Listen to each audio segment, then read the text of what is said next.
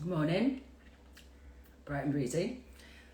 Hope you're all well. Okay, so I just thought I'd do a quick recap on the thyroid because apparently our age group, sort of like 40 plus, 35 to 50, that sort of range. I think because it's heading into perimenopause, I think we have like something crazy, like a 70% increase in our chances of having a dysregulated thyroid, which causes weight gain, brain fog, a feeling of coldness, general fatigue.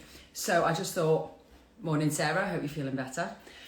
My friend Sarah's had the vid, so she's plodding on today. Okay, so let's just see if we can get him. That's right, coach, is it request to be my view request? Yes, 1 second. It's a bit early for me. Okay, go live. There we go. Yes, so I want to first of all start off with hi from New Zealand. I want to start off with how this thermometer, like the one that you have for your Hi, kids. Davinia. Hey, darling, how are you? Yeah, I'm good, thank you. How are you? Yeah, good, thank you. Right, so everyone knows who you are. We just want to crack on. Can you tell me how this basic thermometer can help us detect if we have an underactive thyroid and what temperature we should be looking out for? And I'm going to do it now. Absolutely. So there are, in order to get a good indication of how the thyroid is regulating our body temperature, it's important to do 3 measurements throughout the day. Now, when during the process of coaching that I have with patients like yourself, Davinia, I normally have it done half an hour after waking in the morning, in line with the cortisol awakening response. However, in certain cases where there's chronic hypothyroidism or potentially even hypothyroidism, the standard protocol of monitoring thyroid activity is actually 3 hours after waking, 3 hours thereafter, and then 3 hours after that. So it's 3 intervals. And what you'll do is you'll plot it on a graph to get an average as to what the temperature readings are. And then you'll be able to see within the ranges of either sympathetic dominance, being that of hyperthyroidism, or parasympathetic dominance, being that of hypothyroidism, what is actually going on within the body itself. Okay, so I'm 36.2 again. I mean, I'm normally 36 or 35, depending. Yeah, yeah. So that's a really good temperature range. You want to be between 36.2 to 36.8. That's the optimal range to be within a nice balanced autonomic position of the thyroid activity. Okay, no problem. All right then. So that's quite an easy sort of like hack, I guess. And how long would you do this over a period of what level of time? About 2 weeks will give you a good indication of what's going on. And then if you see any abnormalities, within that, then it'd be a good cause to, go to your doctor and seek further testing just to, further quantify or validate any potential threat to the thyroid. Okie dokie. So can you just remind us again of what the range is of TS3 that we're looking at that doctors don't normally test for? Yeah, so it's not just about the single ranges, it's also about the ratios that they share amongst each other. Your free T3 levels within picomole per liter should be between the range of say 3.8 and 4.3. And your T4, if your T3 levels are in that position, should be within the range of between 15 and 18 picomole. So if you have a situation whereby your T4 levels are lower, your T3 levels are higher, this could be an indication that you have excessive thyroid turnover, which could be due to a whole host of reasons as to what the immune system is trying to ramp up thyroid activity. And then if the ratio is not in favor of T3, you have to ask yourself the question, what is stressing out the enzyme that's actually responsible for converting the hormone? Okay. Now then, you mentioned stress there. I just wanted to, because we've only got a limited amount of time. In our last live, you mentioned that we have to settle our nervous system before we embark on regulating our thyroid. Can you give us some supplements and not so much like the protocols as in just stress less, but can you give us some supplements that will help regulate our nervous system, which probably has been frazzled? Absolutely. There's actually a great for hypothyroidism. there's a great herb that you can use called Calais for Scully, as well as you. Heard of that one? Yeah, so it's spelled COLEUSFORSKOLI. And it's a really great adaptogen and for the thyroid. What it actually does, it causes the thyroid to actually release more thyroxine. So if you have a compromised thyroid because of poor T4 release, this is a great naturopathic modality that you can incorporate in order to get things back into working question. And how long would you take? Because I know you're not one of these guys who says you've got to take it for life. No, Yeah, I will list everything later, guys. Don't worry. Um, you're not the sort of practitioner who say you've got to be on this for life, and then that's your lot. How long would you anticipate something like this supplement should be used for? it depends upon what's going on with the other sex hormones as well. In order Okay. to fully, so say in a situation like, say for if I can use you as a case example, so your sex hormones are not flatlined; they're just slightly suppressed. They're not flatlined, but your thyroid was showing quite a bit of compromise, and which was creating a likelihood of you going into early menopause if it wasn't put into contention, right? Now, in your situation, I don't see it taking more than 16 weeks in order to get everything regulated to where it needs to be. But that's just looking at the hormones. Now, we also have to take into consideration the fact that you have got endocrine disruptors like Candida and high oxalates present as well. And that may take a little bit longer in order to restore harmony. Okay, so that can take anywhere between 12 weeks up to 6 to 9 months in certain cases. It just depends upon why the body is changing its pH in order for fungus to be able to proliferate and survive in your gut. And that's what you need to ascertain. Often the reason for that, interestingly, is due to excessive stress. And obviously that is a big, like, what does stress actually mean? Not just psychological stress, but what are you exposing yourself to on a daily basis? How much screen time do you have? There's plastics in our food, I guess. I mean, I know I shouldn't, but I grab bottles of water when I'm at the petrol station, that sort of thing. I mean, I've got a water sort of filter here, but I'm always in a rush. Stop it, stop it. See, that's stress, isn't it? But I have plastic bottles and stuff, and I suppose if you have that predisposition for being affected, aren't affected as much as other people, are they, by endocrine disruptors? So it's very nuanced. I suppose I have to keep an eye on those sort of nasty ingredients entering my body because I am quite sensitive, aren't I? Absolutely. And it also depends upon, how your development was in the womb. What was going on during your fetal development while your mother was pregnant with you, and the earlier years of your childhood. Did you have enough sunlight exposure? Were you ill more often than not? Did you have any emotional stress, trauma? All these are. The 80s hit, and I remember living on Vitalite, margarine. Yeah, Yeah, so I've got full of plastic. I mean, so I think that's probably like most of my followers. We were all raised on margarine. It was a huge sort of like movement in the UK health in craze. particular. Yeah, French said, a false health craze. Yeah, no, absolutely. It's great. It's actually quite interesting to see how trends have shifted in the general consensus of health and medicine. If you look at in the 20s and the 30s, ketogenic diets were actually used quite often for cases of schizophrenia, and yeah, other elements of psychosis. And then, the 60s and 70s came along, and then Kellogg's pretty much sponsored and the financial resources for, the new RDAs and food pyramid requirements. But yeah, it's interesting to see, what we've been exposed to is what was deemed so-called to be healthy. Yet now we can often be bearing the weight of that. yeah, of course we are, our generation, absolutely. Now then, okay, so I want to, bearing in mind we're in the UK, what information can we take to our general practitioners that could convince them to do further investigation on the NHS? Or are there very, very simple blood tests that we can say buy? Or do I keep cutting out? Oh God. Sorry, No, I've you're got full. okay. No, you're okay. You're okay on my end. You don't seem to be cutting out. Okay. So what blood tests? And bearing in mind, it can be very expensive here. What can we Yeah, test for on a, or if we just go to say a clinic?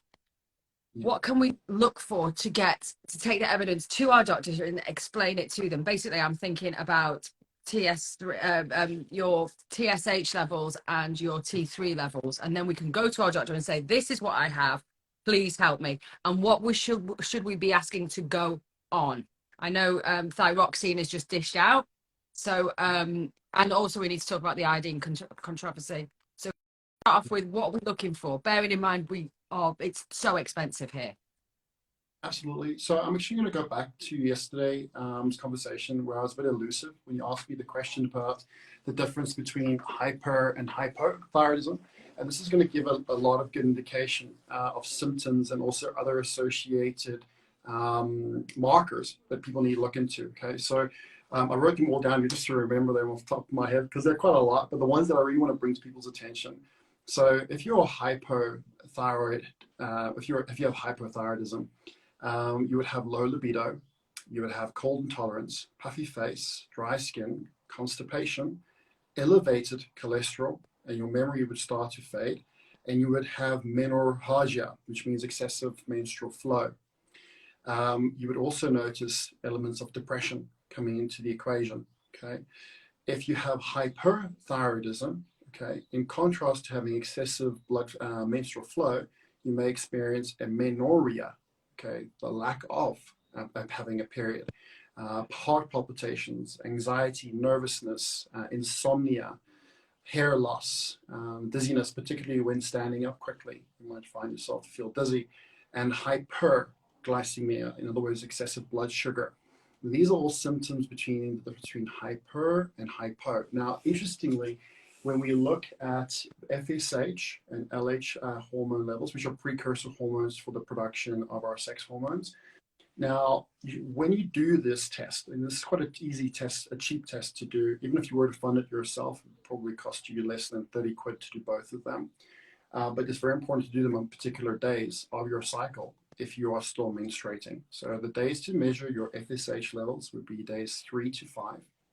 And the days to measure your luteinizing hormone levels would be between days 19 and 21. In the instance where you have extremely high FSH levels, this is an indication of hyperthyroidism. It could be compromising your fertility. If you have very low FSH levels, which is more likely to create a compromise to fertility than high FSH, it's an indication of hypo, okay, so poor thyroid activity. When we go to luteinizing hormone, if you have low LH levels, it's an indication of hyper. And if you have high LH levels, it's an indication of hypo. And this can give you a really good view, not only of your metabolism, your inability to lose weight, but also your mental state. If you are struggling with depression, if you're giving a lot of SSRIs and it's not working, or if you're struggling with anxiety and all the benzos are just making things worse, you may want to look into other systems that could be contributing. This can be a really strong motivation to bring to your doctor.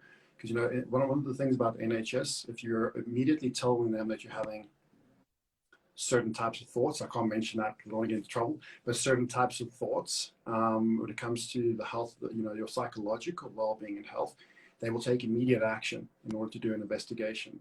And if you bring forth to your doctor that you want to have your TSH, your free T4, your free T3, and your total T4 levels done, and explain to them that you wish to have your T3 levels done as well, because you suspect, based on your symptoms, that you are experiencing hypothyroidism.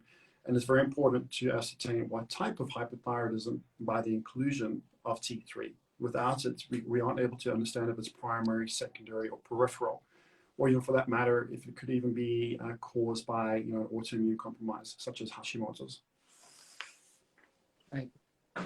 Okay, so just circling back to the nervous system, you mentioned one, God, I can't even say it, coleus for scolia. That's right. Yeah, I can't enunciate it either. Don't worry. Oli. Anyway, so there's that one, and I've noticed you've put me on a hell of a lot of magnesium.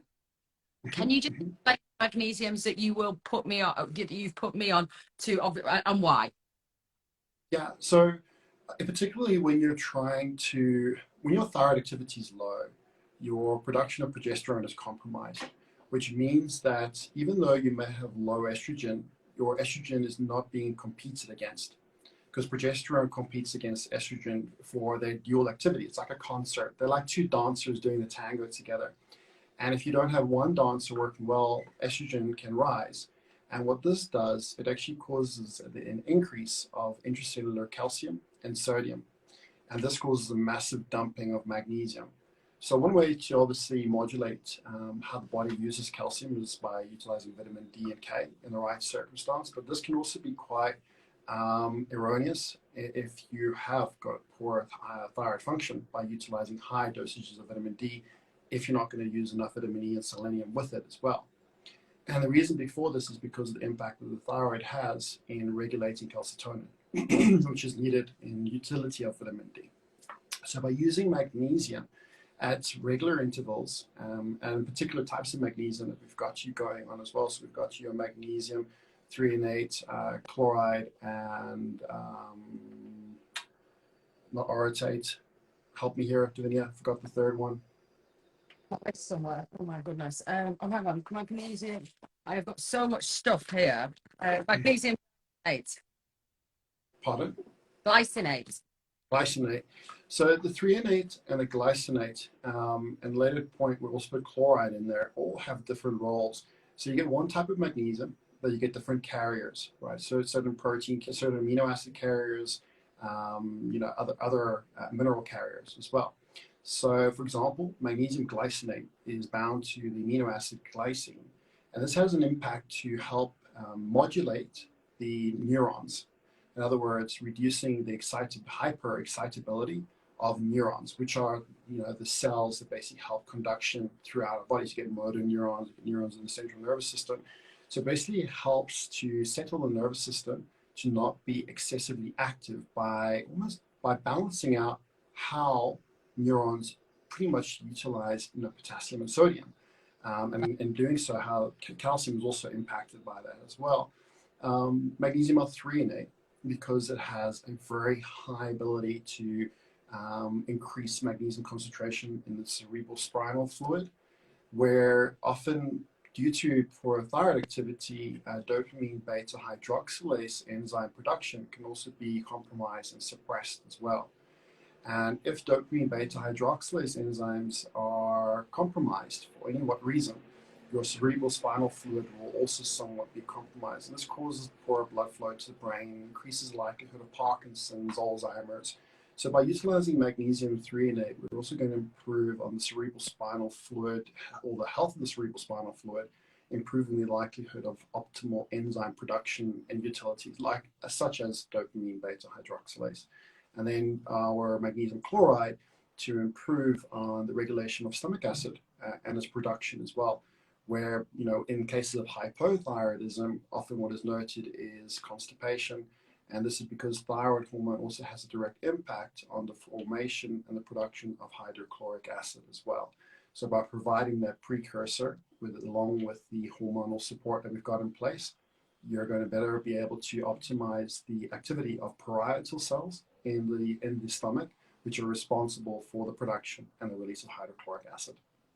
And someone just mentioned Biooptimizers, which I quite like their brand, actually. They have 7 types of magnesium in there. Would you recommend you have a combined magnesium, or would it be separated as I'm taking it? Because I've now got a pill box with so many pills in a pill box. So explain we're doing big doses here, aren't we, throughout the day? I mean, I'm like 5 different sort of protocols throughout the day, and I keep missing it and having to set an alarm. So can you explain how heavy this magnesium sort of dose is?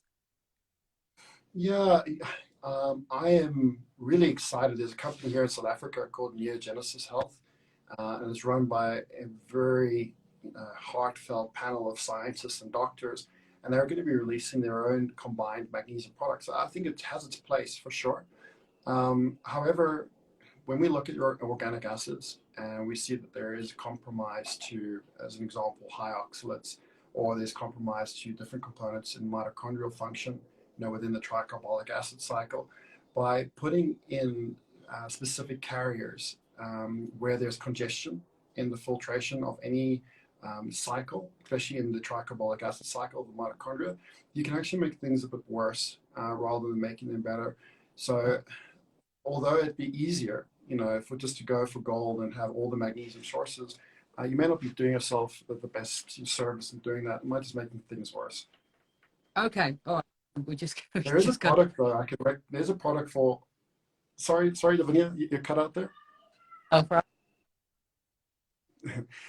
There is a product for hypothyroidism through a brand called Pure Encapsulations. I really think works well, but please, just as a little caveat, if for the purpose of this call, understand that you should always seek out the advice of your medical practitioner. So by giving you advice, it is just for interest purpose only. It's not to diagnose, treat, or cure, or provide you any direct solution. It is to provide you with information to seek out if that solution is right for you. Okay, so but however, if you are struggling with hypothyroidism and you have been diagnosed with hypothyroidism, it's a great product from Pure Encapsulations called Thyroid Support Complex. And you take 2 capsules twice a day. In the general circumstance, that might have to be titerated and altered based upon your individual situation. But again, please stress, I'm stressing this point, with all the information that Davinia and I have shared with you, it is very, very important that you take this information and you utilize it to be responsible in approaching your medical practitioner, whether you reach out to myself, and whom I work with, Dr. Huffagy here in South Africa, or somebody local in the UK. Please always make sure to never guess, but to test before applying anything. And also, it's probably an idea to fill in, which is free, your symptom form, so you can really get into what you are actually going through. Because sometimes you just go, yeah, I'm depressed. But when are you? And is it affecting your sleep? And is it affecting your metabolism? And these are sort of like clues where someone like yourself can sort of put the pieces together. And so I mean, it's quite heavy. It is like about an hour long. But if you can dedicate an hour to yourself this weekend, you might just uncover a load of little clues that'll make you go, bloody hell, I didn't even realize I was going through that. Because we often get stuck with being sick and tired. We just get used to it, and we just roll with the punches. And obviously you end up hitting burnout, which I don't want anyone to do, because it's bloody awful. Okay, we just got 5 minutes left. Can we talk about thyroid medication? So like, for example, what you've put me on, can you tell me what it is, where it comes from, and how it can benefit people? Yeah, it's natural desiccated thyroid grain. So it's basically extract from glandulars, but it has got a very high concentration of T4 to T3 and the right ratios thereof. The particular one that we have you on has actually been compounded through Faber Pharmacy here in South Africa. So there's a lot of conversation at the moment on the loss of efficacy of particular other, and I don't want to name them, but other pharmaceutical brands that have been selling NDT. And it may be due to, trying to shortcut on funding or costs or what have you. But if you're going to get NDT, get it through a compounding pharmacy. Don't just get it through your normal commercial sources. And the reason I like it, it's got a good ratio. It's got 20% T3 to 80% T4. And it's the same ratio of concentration that you should have in the body of either type of thyroid hormone as well. Okay, and so we could probably get that through you, through your website, or yeah, exactly. Do we need a prescription for this? That we'll have to do, if you guys are in need of that, you have to come through me, do the tests, and then I will have a prescription through Dr. Ahmed Haffagy arranged in order for you to fulfill the requirement. But because it is a medication, and because you must remember, if you erroneously supplement thyroid hormone, you can really cause autoimmune compromise to the point where you even may instigate tumor cell growth and cancer. So you got to be really careful of how you use these hormones. They're not like to be taken lightheartedly. And even within Davinia's case, we have regular intervals as to when we're going to do her bloods again. In the next 6 weeks, we're going to be taking a look at your thyroid hormones, because I want to make sure that we're not overdosing. And I just, fortunately, I've had so many beautiful souls reach out to me since we started this whole conversation. One of which, I won't mention any names, sent me her lab results, and they're just sky high. Like, you know, it's really showing the likelihood of developing even a Graves' disease. You know, as far as that. So it's, you got to be really careful as to how you approach this. And the shotgun approach is not going to work well. And this is the reason why I have a bit of an issue in the medical fraternity. You know, they're quick to just throw, like you said, levothyroxine or whatever it might be at the patient, and often the dose is just too high. And you'll notice this, like, if you are already on this medication and you want to know whether or not it's not right for you, if you have an increase of blood pressure or an increase of blood sugar occurring, then the medication is more likely causing you harm rather than actually benefiting you. So just a couple of things that are pretty cheap and easy to get just on Amazon or whatever. So one would be a thermometer, and another would be, you know, the blood sugar things, you know, where you take a, that's what you got me on, didn't you? So you just take Absolutely. blood sugar. Can you just explain how often we should take our blood sugar and what we're looking out for, just to indicate what something might be a little bit amiss? So this is where the forms are going to really help, On it because like that, because of the EMF, you think it could be a little bit inaccurate. So it's the yeah, cheap one to do that. absolutely. Put your hand in some warm water and you just do like a little pinprick. It comes with a different, I've got one here actually. I'll do a post about it and a link. And you just basically take your blood sugar every morning, don't you? So Absolutely. Yeah, I'm not a fan of the continual blood glucose monitors. I was all up for the rage a few years ago. So anybody that worked with me 4 years ago, they'll know that I was the first person to be like, yeah, it's great. But the more that I've used it with patients, the more that I've realized that the Bluetooth or the EMF from the Bluetooth is probably causing a disruption to the cellular membranes, which can be causing the premature leakage, or not premature leakage of potassium, throwing off the accuracy of the blood sugar that's actually been depicted on the monitor. That's in my experience. I mean, I can't back it up for more than the control, and I've only been, you know, I only help at a given, at a period of say 6 months of time, I'll help 20 to 30 patients. So I can't say thousands of people that I've seen it, but the people that have helped, it's the outcome. So use a cheap glucose barometer, and depending on how often you need to look into your blood sugar, would also be in the outcome of what's going on with the symptoms analysis form. So, for example, if you're showing distress in the upper gastrointestinal tract, and you're showing distress with insulin or blood sugar regulation, we want to take a look at the pre and the postprandial effect, meaning eating, prandial. So before you have food, an hour later, 2 hours later, you may want to do that for a period of 1 or 2 weeks just to go over your normal dietary intake and see whether or not any foods could be triggering an immune effect. In other words, creating a sensitive reaction, which can also throw the thyroid off quite a lot. But for those that aren't necessarily showing massive compromise to digestion, which I think is very few and far between in the world in which we live in, you know, just measuring your fasted glucose levels, you know, a half an hour after, sorry, on waking, not half an hour, on waking, would give us a good indication of what's going on throughout your sleep, which also has a big role, you know, in thyroid health. You know, insomnia, as I mentioned to you before, is a big outcome of hyperthyroidism. And one of the big things about hyperthyroidism, it can actually create elevated fasting glucose levels in the morning.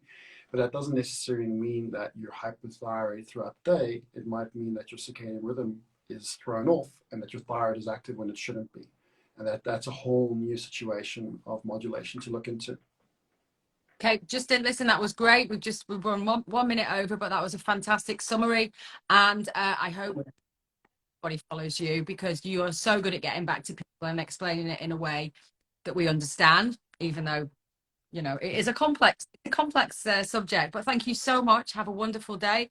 And I will do some notes, and hopefully this will be saved. So, Justin, we'll speak Absolutely. soon, okay?